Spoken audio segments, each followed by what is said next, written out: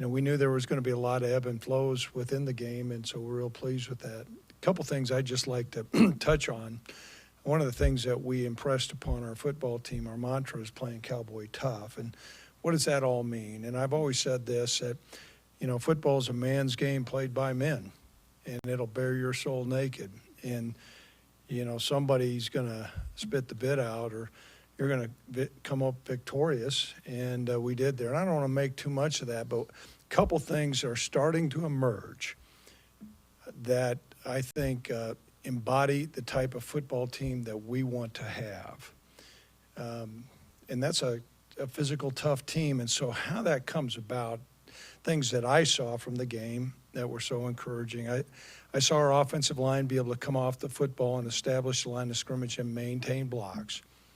Saw defensive guys that thought we were on point tackling, and not only tackling, but were disruptive when we got to the football. That ball came out, a couple of fumbles. We had an interception, and I know there were a couple other calls out there. And so that's an indication of a physical, tough, explosive defense. So we're encouraged about that.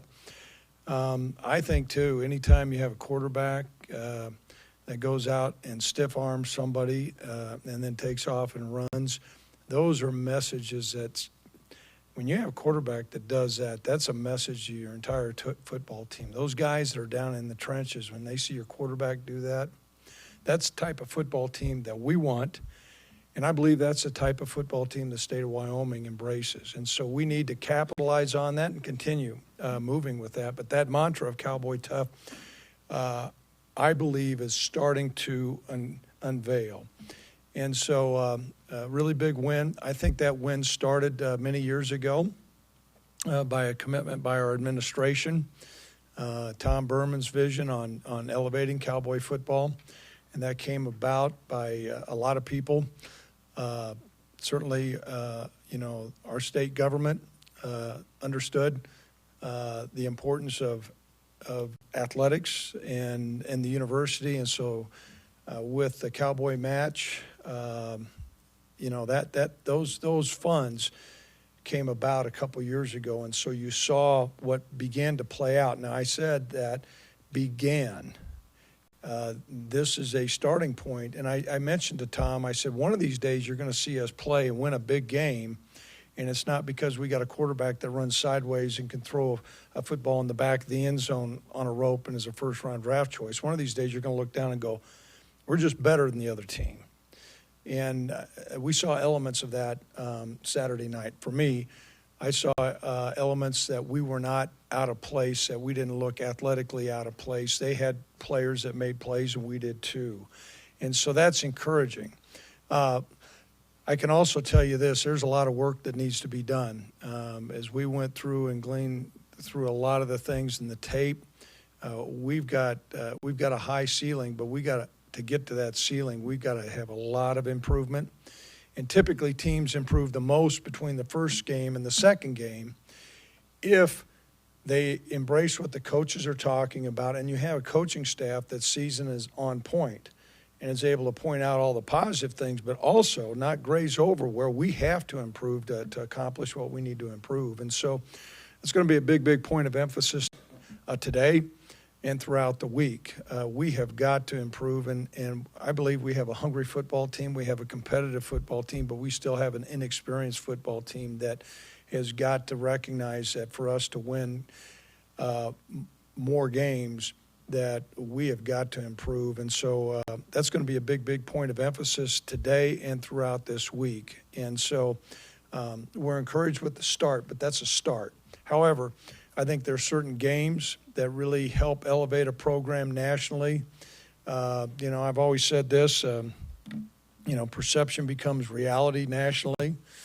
How people view things. You can drive down some places over by Torrington and you're on the highway, and I always say this, there's a big herd of cattle over there in a feedlot and the wind's blowing this way, it looks like $1 million. Wind's blowing the other way, smells like. And my point is, I think that experience last night changed how we're viewed nationally from a lot of our peers. I know I received a lot of messages from I think, pretty learned football people who saw our game and watched it and were impressed because we beat a really good football team. As I said, that Coach Odom's doing a great job. They have good players. They're in a good league. And I think that, the future is bright for them, but I also think the future is bright for us.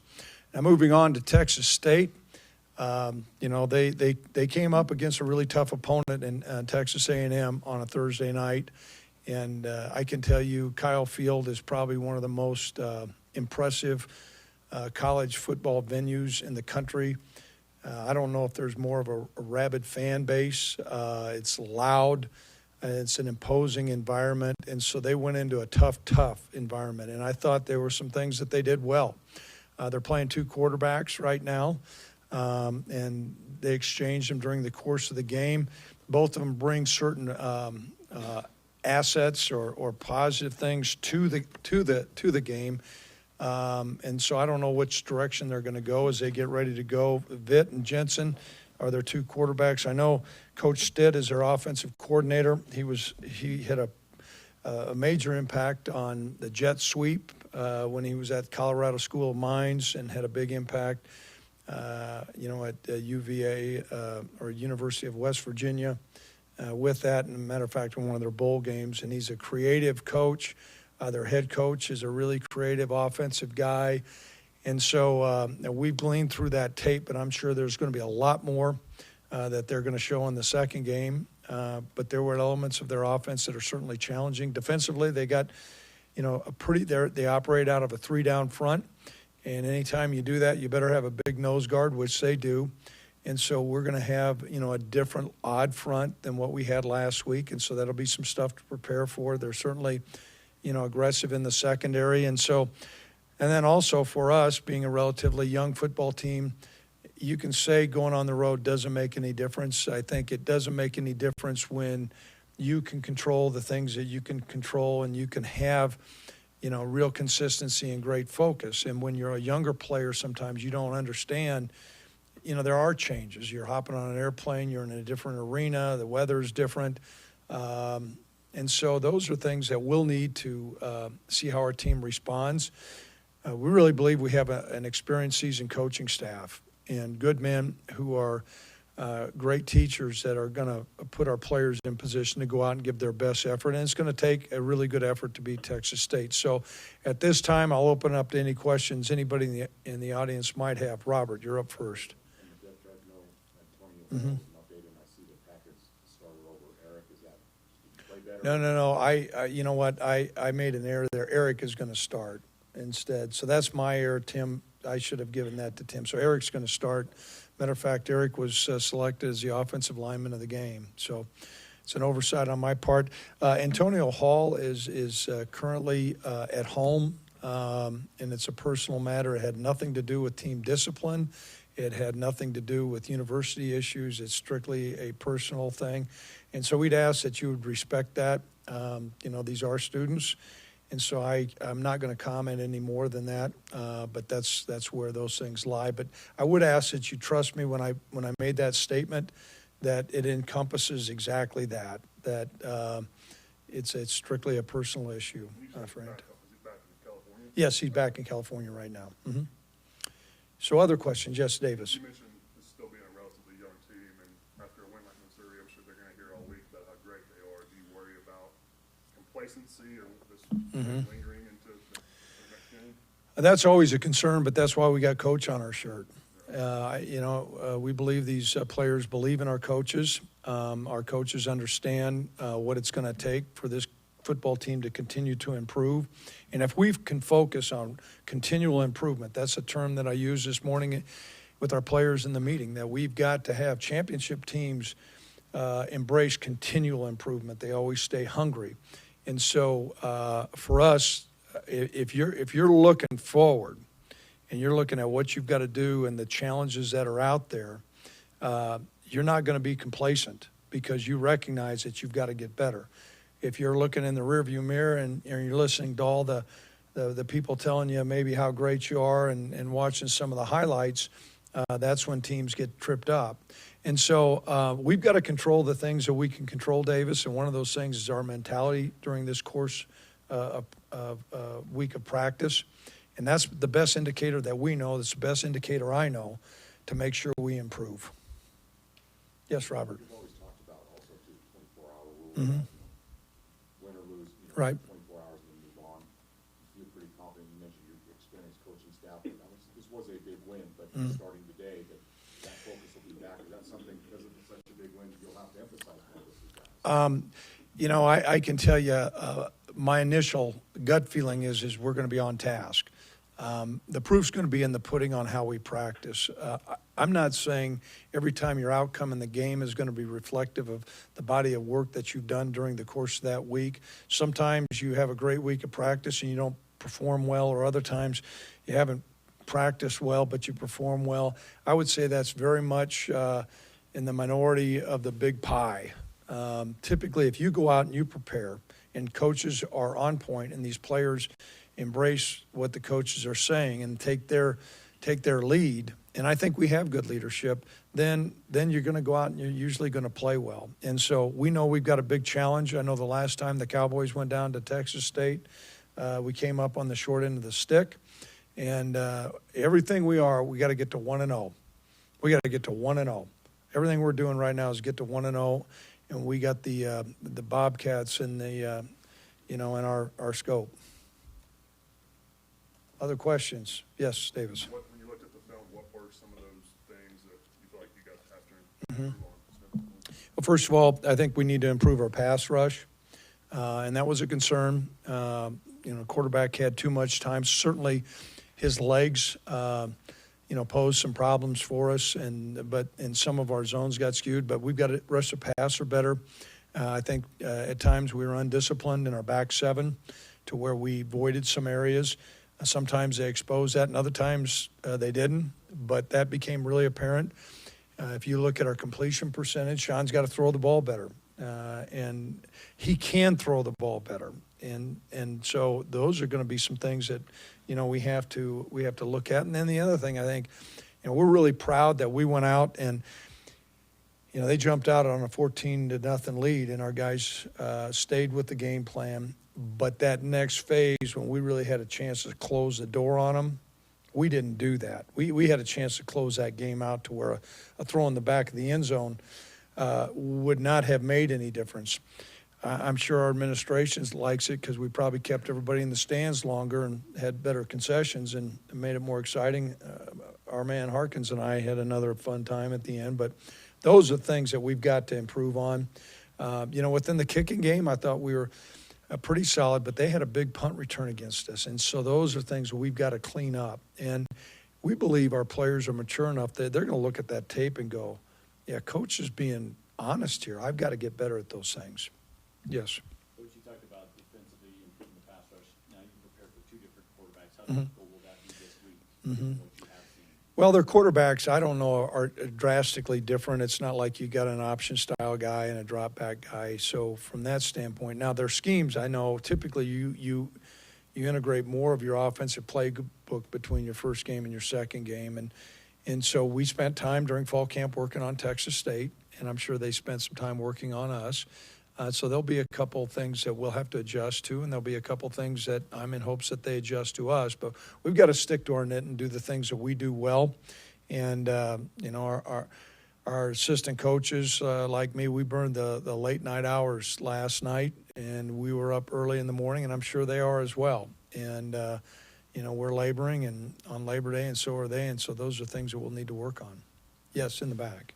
After watching the tape, was the offensive line as impressive to you as it was to everybody else? Well, a couple things I think happen. Certainly, we have more playmakers, and so when a run pops, that makes a big difference. And that's where those yardage numbers came up. And I do believe that Missouri has some guys that can run on the back end. It wasn't like they're guys that are marginal. They have some guys. So we have more explosiveness. But it became really apparent to me in the middle of the first quarter when I saw, and I mentioned this, when I saw us establish the line and get some movement. It wasn't like there were gaping holes, but it wasn't like we were just getting stoned and you saw a surge. And, that's a credit to our strength and conditioning staff. I think it's a credit to our players. They bought into Coach Miller and what's been going on there. And the other thing is we were on point. Very few MAs, very few missed assignments blocking. They were man on man, body on body. They had a low pad level. They kept their feet moving, all those fundamental things. So the things that you look at in an opening game, are you blocking? Are you sustaining blocks? Are you tackling? Are you taking care of the football? Are you not doing, tons of stupid things? And I think that, that was an impressive factor. That was the first thing that became apparent to me. And you'd hope that was going to come into play, but until you get out there against a quality opponent, you don't know. Yes. You said the quarterbacks, they're not so different as opposed to one guy's an option, one guy's the drop back guy. Did you still notice any difference in the schemes that they run when they rotate? No, we really didn't during the course of the game. We pay attention to all that. There was not a major departure. All of a sudden, they're going from spread to where now all of a sudden they're running belly G option or something like that. Some teams will have two way different quarterbacks. I think they have two quarterbacks that are really competing. And, we've got a quarterback. Tyler is a really capable player. And so we're kind of in the same boat. Yes, Robert. I know you didn't play a lot of interior defensive linemen in the first game and, not a ton of defensive ends. Is that just where depth isn't just about continue to get those guys better? Could that improve? We're still thin. The game, we had to ride some of those guys, though. Our defensive ends, between Josiah and Garrett, they played a lot. We're in hopes this next week we can play a little bit more. Solomon Byrd had a high ankle sprain, and so he could have been available in an emergency situation, but we got out there during warm-ups, and it would have had to have been a pretty significant emergency. So we're in hopes to play a couple more guys, Robert, but we were pleased, and I was really concerned about that. When we went out in warm-ups, I saw other guys out there mistakenly kind of around our end, and they didn't have their pads on, and they looked like they had their pads on already. And so I thought our defensive line really rose to the challenge. Yes, Tracy. When Texas State's coming out of a game against a team like Texas A&M in their environment, do you have to be careful not to read too much into what they weren't able to do? Right. Yeah, I think once again that comes back to the leadership of us as coaches. We have a football team that's a young football team, and you'd like to think that they listen to their coaches. We know that they've got really good players, and I think sometimes when you go into that environment, and for me personally, I've been there,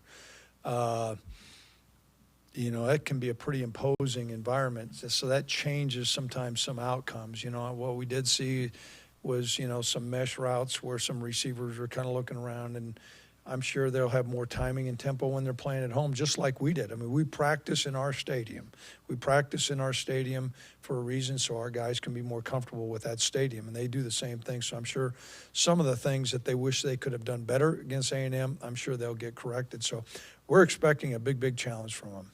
Can you correlate that to how you responded in Missouri this week as opposed to last year? That maybe your guys learned something there? A couple things. I think our coaches responded much better with the tempo offense last year. That really got us disjointed. A couple of the big plays that occurred last year, it was kind of like Katie bar the door. Then it was guys began to jump outside and not do their job, and it just became kind of an avalanche of just one mistake after another. And we certainly didn't come out of the gates playing great. We were playing okay, but they were having some success, and so I thought our football team responded, and I want to say thanks to our fans because they were really supportive, and it was a great home environment, and all those things give you a sense of some stability. You're an old baseball guy. It makes a difference when you're playing in your home ballpark. I'm sure Texas State is going to feel like that. That's what we have to do. We got to do what we do and amp it up and do it better. Yep. You talked about the tackling and how nice it was to see. Can you just talk about Elijah's performance? Mhm. He became the conference player of the week on defense with 17 tackles. Yeah. He seems very sure-handed, and do you like what you're seeing? Yeah, you know what? He's that's his strong suit. He is a really good tackler, and he played quite a bit last year. A lot of people may not recognize that. He played a lot. He tackled well. I also thought Rome tackled well. Rome made some open field tackles from the safety position against a really good back with space, and made some, really good tackles. So we're really pleased with Elijah, and it's great that he received that recognition. Yes, Robert. You mentioned Bird and the ankle, any other injuries from this game or any other injuries going forward? No, you know what? There's some bumps and bruises, but when we met with the sports medicine staff yesterday morning, everybody was cleared. So there, and that's one of the things you always wonder going through a first game. I know last year, I don't know if we had somebody injured against New Mexico State, maybe, but that began to be a problem for us. So I think we're going to go into this game pretty doggone healthy. Yes. You did have some guys cramp up. Anything about going to the heat of Texas this week? Yeah, very much concerned. I think that we underestimated our readiness from that standpoint, our hydration level. Some of the guys who did cramp, like Tyler Hall, has a history of that. We've got to do better. It was in the middle of the third quarter when those guys were going down, and I mentioned to our strength and conditioning staff and our sports medicine staff, we got to have a better plan. And San Marcos will be hot, and it'll be humid, and so those things will come into play. Yes, Davis. You mentioned the punt return that they had in the fourth quarter. That was a line drive kick. Didn't give you guys much of a chance to cover that. What did you think about Ryan's night overall? I would say good. What I was really pleased with Davis was he knew that punt. Now, the coverage could have been better, but it put our coverage team in a really bad situation. And he responded. I think the next one we pinned him down about the 4, so I thought he had a good start, and the numbers bear it out. But we've got to eliminate that part. Now, Cooper was on point all night long, but we got to get our punting game better. Yes, Robert. You mentioned Texas State defense, big nose tackle, but they got a linebacker that's been, 50 career tackles or something. Experienced guy. I think he's number 9. I don't know how much film you've seen so far, but I watched a lot of tape. what are your thoughts of him? What makes him effective? Well, he's a seasoned player, and they do a lot of good things to make sure that he's free, and he's got really good instincts, and he's a good tackler. And so when you add that up, he understands the scheme. He's an experienced player. They do things to highlight his skill, and then when he has an opportunity, he delivers. And so that's going to be a challenge. We're going to need to be able to run the football. That means getting people up onto him. And then we're going to need to be able to pass the football, and that's one of the things that you can do when you're running the ball well. It puts linebackers in a run-pass conflict. So that's our challenge. Yes. I know you're back recruiting in Texas. I know you've recruited there a long time. Did you play a game there? Does that help or hurt anything? And will you have coaches out before this game? Yeah. Well, you know what? We're in the part of the season now where coaches can leave campus, and that's been one of the things that has helped build our program. And so coaches typically are not great multitaskers because you're focused on the task at hand. But during this time of the year, you need to be coaching and you need to be recruiting. And so we'll have coaches out. Texas, last year we signed 6 players. We've made a major emphasis in recruiting Texas. And so playing a school that's from that area helps, and then also just having our coaches in those areas. It'll be an evening game, so we'll be able to catch some games on Friday night, and that's not going to disjoint our preparation for Texas State. By that time, our coordinators have a lot of things in hand, and we're traveling. Yes, Davis. Are you preparing for this game as if you won't have Antonio for Saturday? Right now. Yeah, right. Other questions that are here? Okay, we have some people always online. I just want to make sure if there is a question from anybody online, I'll be more than happy to answer those questions. Okay, thanks a lot, guys. Thanks, Coach. You bet.